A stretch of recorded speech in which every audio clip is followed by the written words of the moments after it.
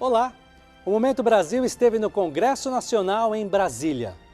Acompanhe a entrevista do deputado federal Evandro Gussi. Em seu primeiro mandato, o deputado fala sobre o fato de ser católico dentro da política. E ele começa mencionando São Francisco de Assis. Acompanhe.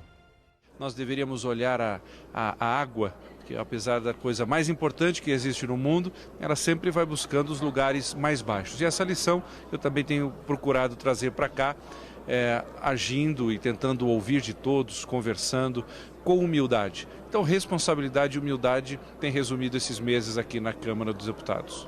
Deputado Evandro, é difícil ser católico aqui dentro? Olha, eu acho que é difícil ser católico em todas as áreas da nossa vida. Nosso Senhor explica que aquele que quer buscar o reino dos céus precisa entrar por uma porta estreita. Porta estreita é aquela que necessariamente é a mais difícil de ser enfrentada, de ser vivida. Então, em todos os lugares isso é difícil. Não acho que aqui traga, digamos assim, maiores dificuldades para isso.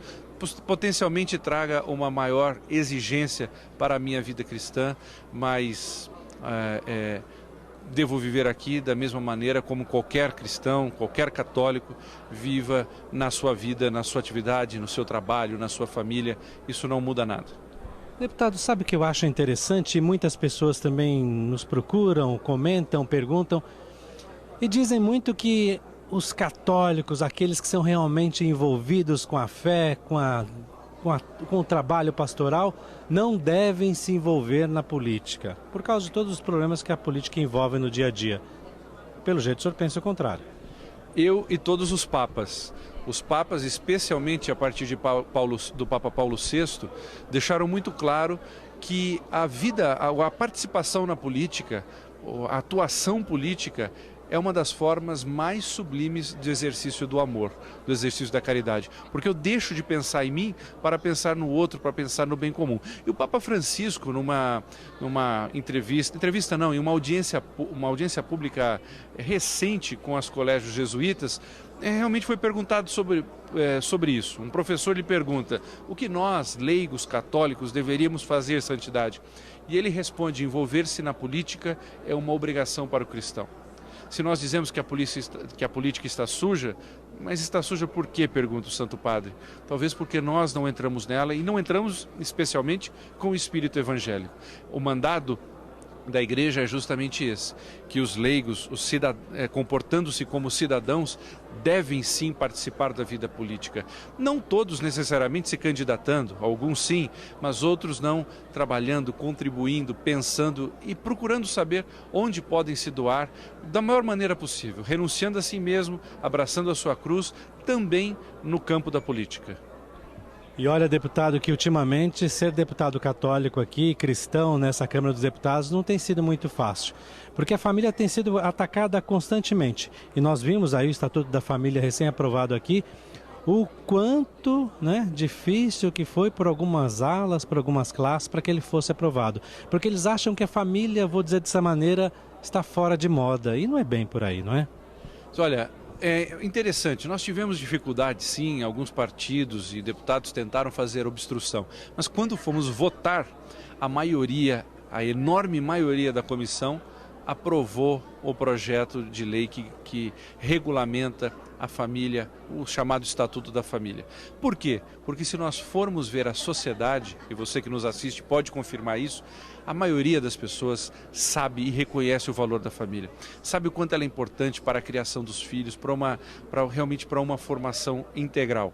E no fundo, apesar de todos esses ataques que a família tem sofrido, nós temos avançado muito aqui na Câmara dos Deputados, mostrando o que a família é naturalmente. Quem distinguiu, separou o homem da mulher, não fui nem eu, nem você que está em casa, e tampouco foi o Papa. É natural distinguir um homem de uma mulher, perceber que eles são complementares e que dessa complementariedade nascem os filhos e nessa complementariedade os filhos devem ser formados. No fundo, o que a Câmara reconheceu no Estatuto da Família é algo que a própria natureza e especialmente algo que está na Constituição brasileira. A Constituição brasileira diz que a família é formada por homem e mulher e seus filhos, ou então, nos casos em que eu tenho uma viuvez, ou até naqueles casos trágicos que são o do divórcio, eu tenho uma família também, com o seu pai e seus filhos, a sua mãe e os seus filhos. Isso é o que a natureza diz, a Constituição confirma e o Estatuto da Família está pretendendo regulamentar. Outro assunto importante também que vem sendo tocado aqui é a questão do aborto, deputado Evandro. Pois é, nós conseguimos a maior vitória em defesa da vida dos últimos 45 anos. Desde a década de 70, nós só tínhamos tido derrotas em relação à defesa da vida. A cultura da morte vinha avançando numa velocidade muito grande no Brasil. Mas durante o nosso trabalho na CCJ, como relator do projeto 5069, nós tivemos a aprovação desse projeto, que quer tornar crime o quê? Aquele que induz, que instiga a mulher a fazer o aborto. Imagine aquela moça, aquela jovem que está ali fragilizada por uma gravidez que acontece fora do casamento, fora de um ambiente estável, e você pensar em alguém que fica ali induzindo-a, instigando-a a abortar.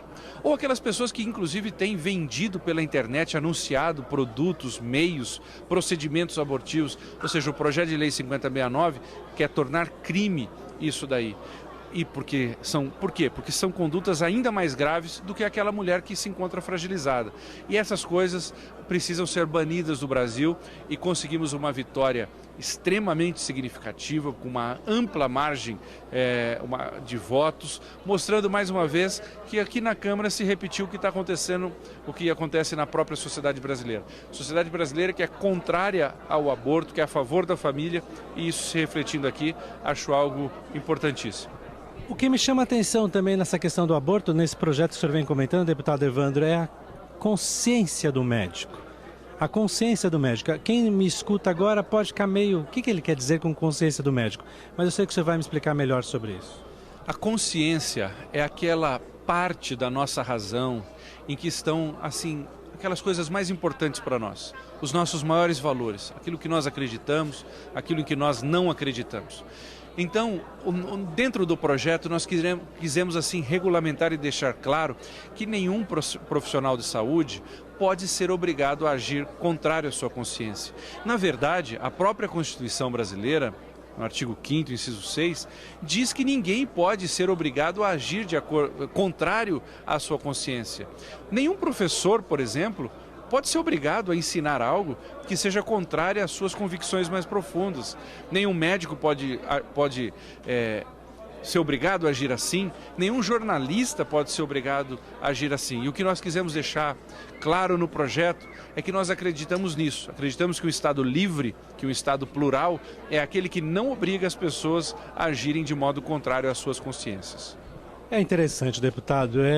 O mandato, eu vejo que o senhor está muito preocupado com os valores da família, com os valores da vida, de acordo com que o cristão deve agir mesmo sendo uma área difícil, num momento que o país não vai, vou dizer dessa maneira também, muito bem, mas a luta tem que ser eficaz e constante aqui no Congresso.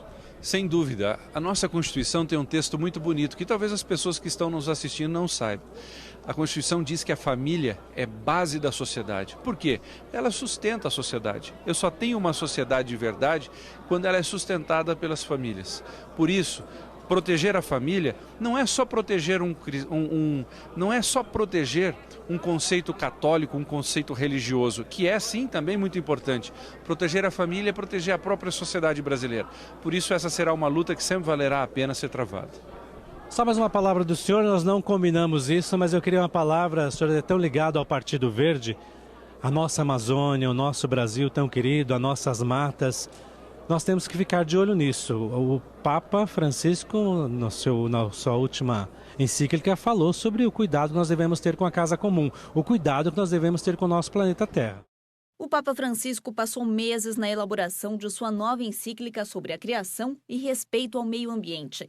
Em março, durante uma audiência com os superiores da Ordem Franciscana, o Papa expressou quanto este tema diz respeito a ele e pediu-lhes conselhos. O próprio Papa levantou a questão do meio ambiente. Ele falou sobre sua profunda preocupação com as necessidades da Igreja para encontrar o caminho utilizando o melhor da ciência, mas também com a melhor boa vontade de toda a humanidade, para reunir um consenso sobre como responder à crise ecológica. Para ajudá-lo a refletir sobre essa questão, os líderes franciscanos deram-lhe uma cópia de seus textos franciscanos de ecologia. Neles, eles citam várias iniciativas dentro deste campo, que a Ordem tem promovido ao lado de pessoas de outras religiões. Eu estava na região amazônica em fevereiro. Estive lá 3 vezes no ano passado e cada vez que eu vou, vejo um desmatamento maior. Eu estava também no leste do Congo, onde há um conflito sobre recursos minerais e o impacto que isso tem sobre o clima social.